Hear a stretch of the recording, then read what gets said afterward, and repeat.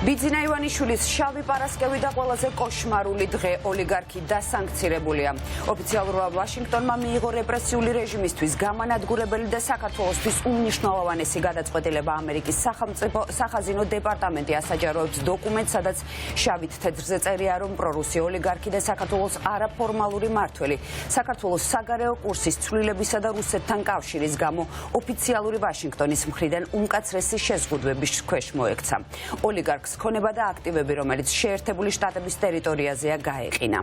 ამიერიდან გარიგების დადება ეზღუდებათ კომპანიებს, რომლებსაც ბიძინა ივანიშვილი ფლობს. პარალელურად შეიზღუდება ნებისმიერი საფინანსო ტრანზაქციები, რომლებშიც ამ კომპანიების და ოლიგარქის სახელს უკავშირდება. სანქცირების დოკუმენტში განსაკუთრებული ყურადღება ეთმობა ბიძინა ივანიშვილის დავას კრედიტ სუისთან. ამ საქმეში შეზღუდვებია დაწესებული და რაც თავარია, ხაზინა განმარტავს, რომ ეს ყველაფერი ბიძინა ივანიშვილის მიერ რუსეთისთვის სასარგებლო ქმედებების განხორციელების გამო ხდება.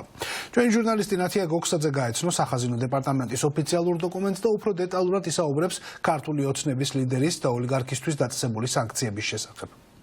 დიახ, ბიძინა ივანიშვილის კავშირები რუსეთთან და რუსეთის მავნე გავლენა საქართველოზე. სწორედ ამის გამო ივანიშვილი სახაზინო დეპარტამენტმა განკარგულება 14.04-ით დაასანქცირა, რაც იმას ნიშნავს, რომ მას სერიოზული და ძალიან მძიმე ფინანსური სანქციები დაუწესდა. ისევე როგორც მისი აქტივების, ასევე მისი ქონების შესახებ არის საუბარი სახაზინო დეპარტამენტის სპეციალურ განცხადებაში, რომელიც არის ერთგვერდიანი, მასში არის 4 ბლოკი მოცემული და პირდაპირ ბიძინა ივანიშვილის სახელით და გვარით პერსონალურად მას ეძღვნება მთელი ეს აემხელა დოკუმენტი, სადაც სკრუპულოზურად არის აღწერილი თუ რა ტიპის პრობლემები შეექმნება ბიძინა ივანიშვილს. აქ არის საუბარი იმის შესახებ, რომ იმ კომპანიებში, სადაც 50%-ს ფლობს ან მასზე მეც ბიძინა ივანიშვილი, ან აქვს სანქცირებულ კომპანიებთან კავშირი, ასევე რუსეთში ტრანზაქციები, რომელიც სინგაპურში უნდა განხორციელდეს. ამ ყველაფერთან დაკავშირებით სახაზინო დეპარტამენტი იღებს გადაწყვეტილებას, რომ ივანიშვილს ეზღუდვება ამ ტიპის გადარიცხვები ან ფინანსური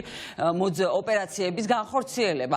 ვიდრე ჩვენ დეტალურად განვიხილავდეთ და პუნქტობრივად შემოგთავაზებდეთ სახაზინო დეპარტამენტის განცხადებას, პოლიტიკური შეფასება და პოლიტიკური გადაწყვეტილება, რომ შეერთებულმა შტატებმა და ბაიდენის ადმინისტრაციამ მიიღო, ამაზე მოწმობს ენტონი ბლინკენის განცხადება, რომელიც დაუყოვნებლივ გამოქვეყნდა მას შემდეგ, რაც სახაზინო დეპარტამენტმა საშობაო არდადეგების დროს, ესეც განსაკუთრებით მნიშვნელოვანია შეერთებულმა შტატებმა იმ პროცესში, როდესაც ყველაფერი შედარებით უფრო მშვიდ რეჟიმზეა ქვეყანაში გადასული და ბევრი სამსახური არც კი მუშაობს ასე დროს და ისვენებენ ამის მიუხედავად შეერთებულმა შტატებმა საჭიროდ ჩათვალა, რომ რუსული გავლენების გამო, ანტიდემოკრატიული პროცესების გამო, ჩრდილოატლანტიკური კურსიდან გადახვევის და საქართველოს მოქალაქეების, მედიის, არასამთავრობო სექტორის და ოპოზიციის შეზღუდვის გამო გადაწყვიტა, რომ ბიძინა ივანიშვილი, როგორც რუსეთთან კავშირის მქონე ოლიგარქი დაასანქციროს.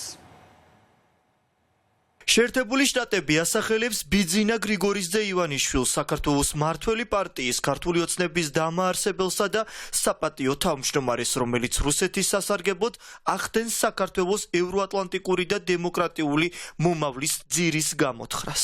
ივანიშვილისა და ქართული ოცნების ქმედებებმა დააზიანა დემოკრატიული ინსტიტუტები, გამოიწვია ადამიანის უფლებების დარღვევები და შეაფერხა საქართველოში ფუნდამენტური უფლებების განხორციელება. გარდა ამისა, მათ გადაუხვიეს ევროატლანტიკურ გზას, რომელსაც ქართველების უმრავლესობა უჭერს მხარს და რომელიც გამყარებულია საქართველოს კონსტიტუციით.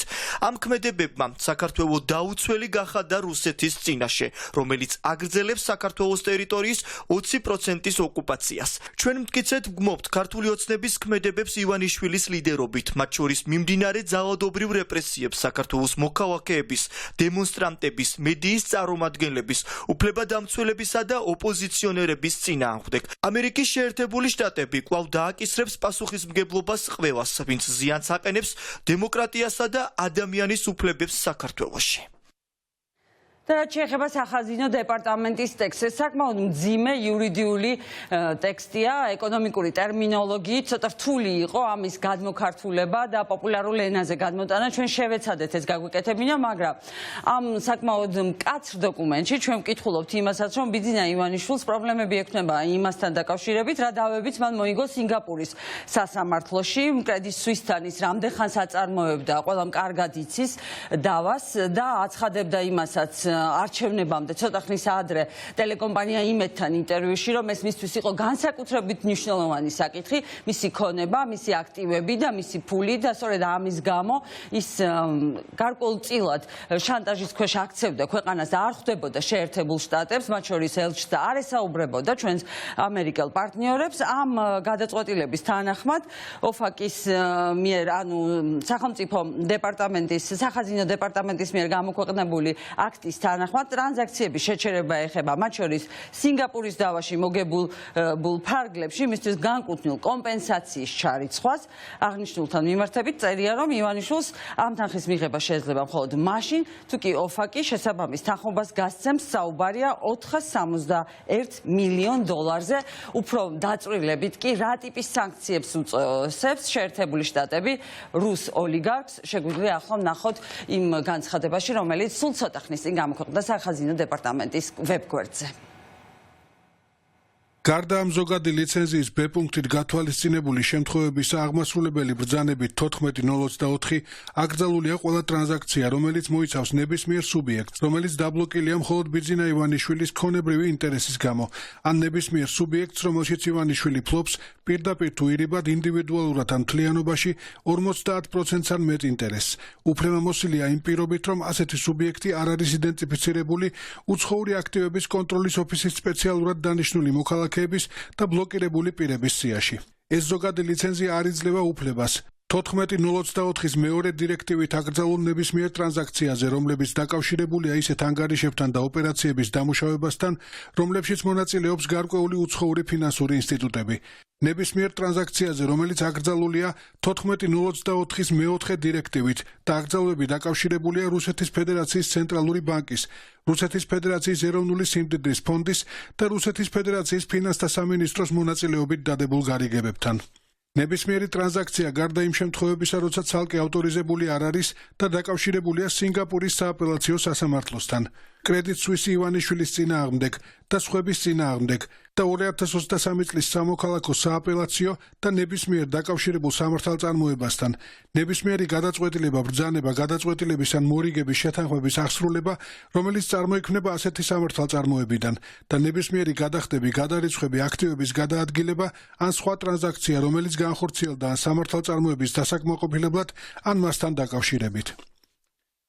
ნებისმიერი ტრანზაქცია, რომელიც სხვაგვარად აკრძალულია რუსეთის მავნე უცხოური აქტივობების სანქციების რეგულაციებით. მათ შორის ტრანზაქციები, რომელიც მოიცავს ნებისმიერ პირს, რომელიც დაბლოკილია RUHS არის შესაბამისად, გარდა ამ ზოგადი ლიცენზიის A პუნქტში აღწერილი დაბლოკილი ერთეულებისა, თუ ცალკე უფლებამოსილი არ არის.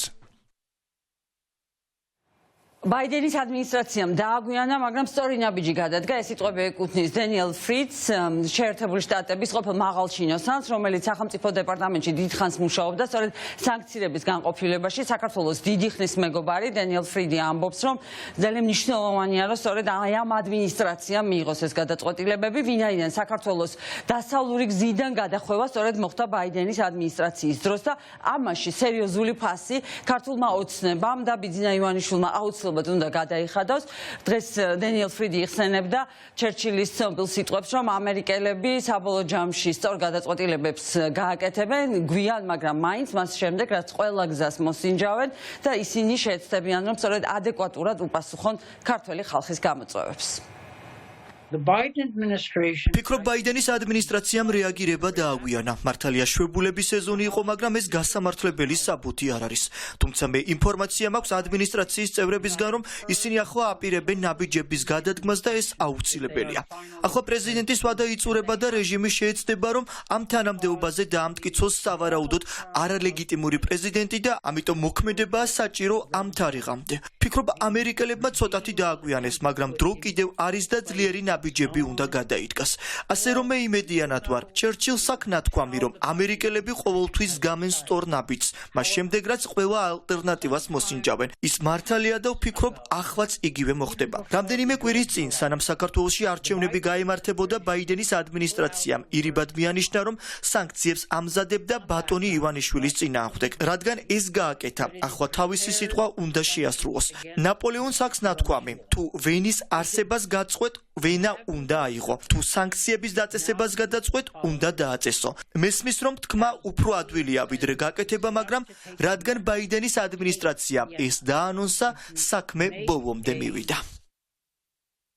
დიახ, სანქციები დაწესებულია, უკვე ბიძინა ივანიშვილმა ძალიან ბევრი რამ დააშავა იმისთვის, რომ ჩვენი პარტნიორებისთვის სხვა გზა აღარ დაეტოვებინა. ეს სწორედ მისი დამსახურებაა, ბრჭყალებში რა თქმა უნდა დამსახურება, რომ ქვეყანა იმდენად მძიმე მდგომარეობაში ჩააგდო და მათ შორის შეერთებული შტატების მხრიდან ჩვენ გვესმოდა ბოლო პერიოდში, ისევე როგორც საკანონმდებლო დონეზე, ასევე ანალიტიკოსების მხრიდანაც, რომ ბიძინა ივანიშვილმა უკვე პირდაპირ განაცხადი გააკეთა, რომ ის ამერიკის მტერია და მის მტრებთან გვერდით დგას, აქედან გამომდინარე სანქციები უკვე დაწესებულია, თუ რას გულისხმობს უფრო დაწვრილებით ეს ეკონომიკური, ფინანსური და ძალიან მძიმე სახდელი ივანიშვილისთვის. ამის შესახებ რა თქმა უნდა ჩვენ დამატებით ინფორმაციას მოგვაწვით, დღის ბოლოს კი იქნება განსხვავებული აქცენტები, სადაც სპეციალისტები უფრო კონკრეტულად განმარტავენ ჩვენი მაყურებლისთვის, რამდენად მძიმეა ის სანქციები, რომელიც კონკრეტულად ბიძინა ივანიშვილის წინააღმდეგ გამოიყენა შეერთებულმა შტატებმა.